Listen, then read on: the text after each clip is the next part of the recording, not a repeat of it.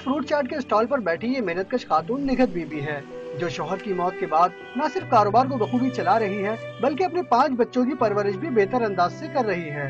निगहत का कहना है कि शौहर के जाने के बाद उसे परेशानियां तो बहुत हुई, लेकिन उसने साबित कदमी से जद्दोजहद जारी रखी।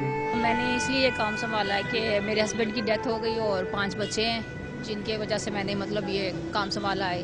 लोगों ने बहुत टेंशन दी, बहुत परेशान करा, लेकिन मैंने हिम्मत नहीं हारी। कुछ भाई ऐसे जिन्होंने मेरी हौसला अफजाई करी और मुझे बचाया। निगहत बीबी सारा दिन फ्रूट की खरीदारी और चाट की तैयारियों में लगी रहती है। उसके बाद हिसाब किताब करना और मुलाजमीन पर नजर रखना भी उसकी जिम्मेदारी है। उसका कहना है कि औरत अगर चाहे तो मुआशरे में अपना मुकाम बना सकती है।